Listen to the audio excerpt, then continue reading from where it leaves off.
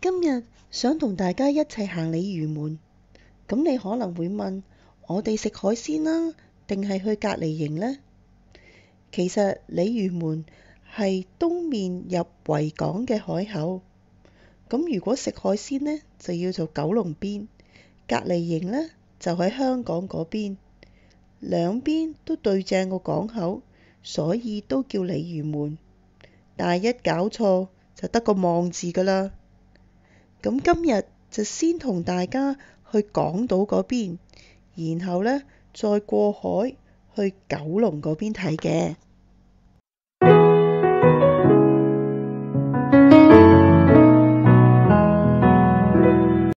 咁港島嘅鯉魚門呢，就唔近地鐵站，咁最好呢，就係搭 ED 巴士。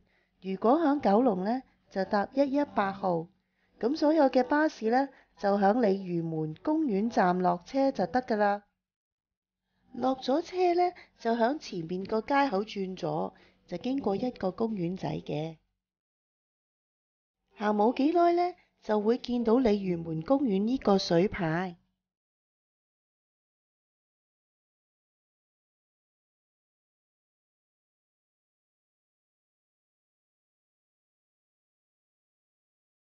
再上呢，就會見到右邊有個牌，寫住西灣炮台晨運徑，咁跟住呢個牌呢，上樓梯就得㗎啦。好，咁我哋跟住一路上樓梯啦。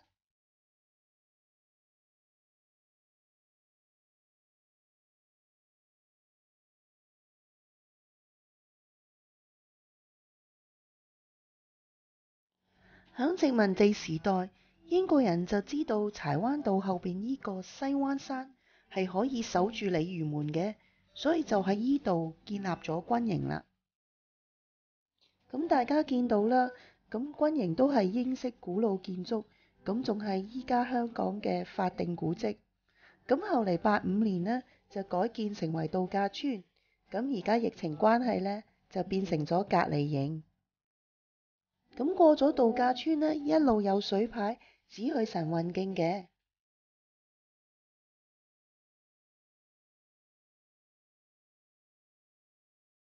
咁再行上去呢，就開始見到應該同軍事有關嘅建築物。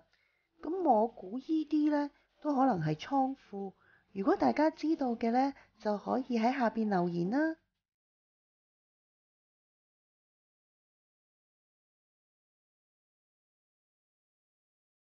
咁又見到個山窿喎，咁我估依個應該係防空洞啦啩。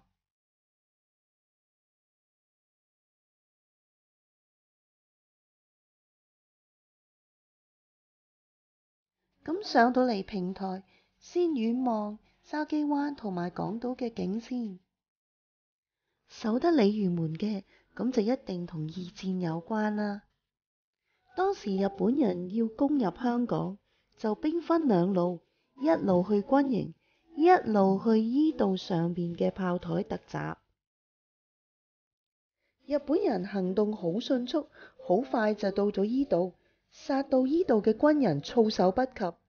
咁負責嘅6個炮兵呢，都陣亡，咁其他呢，有啲人就被俘虜啦，咁有啲就成功走甩咗。行到上嚟依度係炮台嘅位置，咁見到呢幾個箱呢，應該係當年裝炮彈用嘅。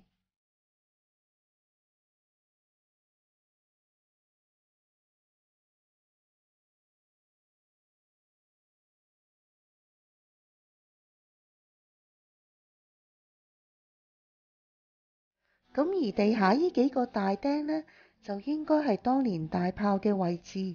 我估支大炮呢，就應該搬咗去海防博物館，不過依家博物館大裝修，咁第二時有機會就同大家一齊去睇啊！戰爭嘅事俱往矣啦，我覺得呢度真係一個小小地好舒服嘅晨運徑。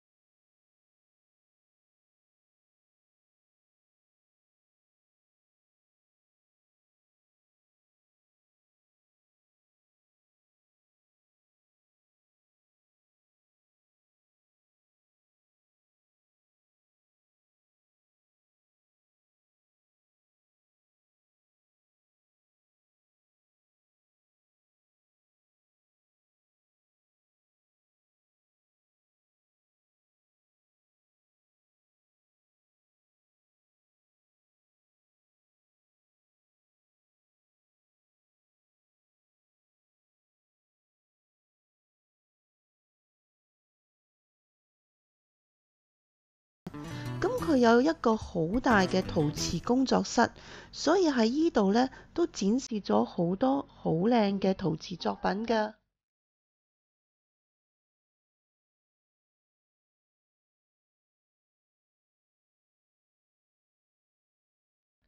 咁二戰之後呢，村裏邊呢嘅人口就增多咗啦，咁樣就復辦返呢所學校。咁有好多達官貴人呢都有捐款嘅，其中就有胡文虎夫人。咁當年英女王呢都有讚賞呢間學校嘅貢獻嘅。咁創意館呢度呢都保留返學校嘅物品，展示俾大家懷緬過去。喺咁多展品之中呢，我最心酸就係睇到呢3封信啦。其中有2封呢係學生寫嘅，大致上都係話家庭經濟出現問題，咁呢就要輟學返工，咁呢就有機會呢就希望返夜學添。相比起嚟，而家嘅小朋友真係幸福得多，咁所以真係要珍惜有得讀書嘅機會。咁繼續行呢，就會到咗打卡聖地鯉魚門燈塔。呢個燈塔呢都有成100年歷史㗎啦，依家仲運作緊添。咁另一個打卡點呢，就係依棵百年老樹，相傳祈求姻緣呢就好靈嘅。依家為咗吸引遊客，就叫做心願樹。好彩就冇好似大埔林村嗰棵許願樹咁，許到棵樹爭啲死。咁影嗰日呢，就有人響差唔多到天后廟前面嘅村屋呢，就畫牆畫。咁啲牆畫都畫得好靚，又係一個打卡位。不過真係唔好騷擾啲村民喎。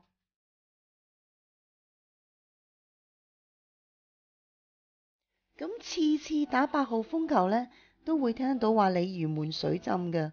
咁浸到邊個位呢？咁呢度就有顯示啦。另外呢，呢度行上去呢，就係衛奕信徑同埋魔鬼山。不過呢，我哋今次呢，就唔上去啦。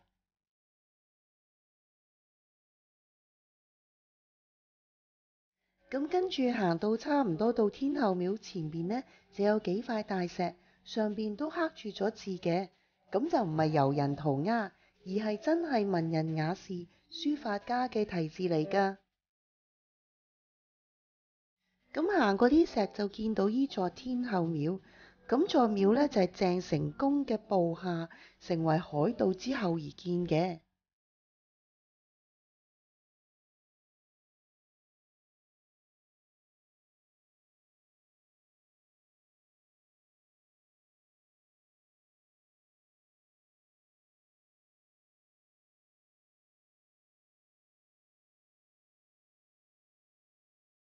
望返過去對面海呢，就係港島嗰邊嘅鯉魚門啦。咁天后廟唔俾影相，咁我哋就只有穿過去啦。不過大家嚟到嘅時候都值得入去參觀㗎。穿過天后廟之後呢，就一直行。咁見到呢個丫叉路呢，就轉左，繼續行。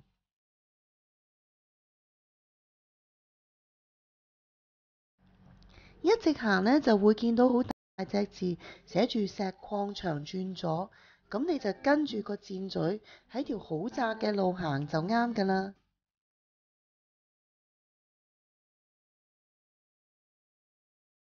咁行經呢個草叢路呢，就會到咗鯉魚門石礦場㗎啦。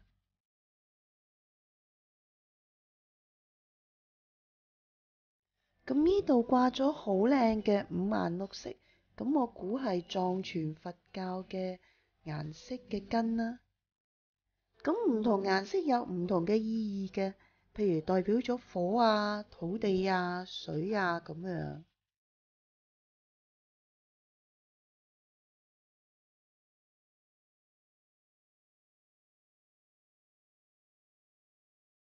咁我哋就嚟到鯉魚門嘅舊石礦場啦。咁19世紀中期呢，呢一度嘅山石嶙峋啦，係採石嘅好地方，所以呢度採到嘅大石呢，都會運往香港啦、華南地區啦，甚至遠到去荷蘭嘅。咁當時嘅採石業呢，就好興旺嘅。咁直到後嚟啦，咁香港就引入咗水泥啦。67年之後呢，政府就實施呢個火藥管制，同埋呢都唔再續牌啦。咁採石業呢，就冇得做啦。企喺呢度望向鯉魚門，吹下海風，感覺真係好舒服㗎。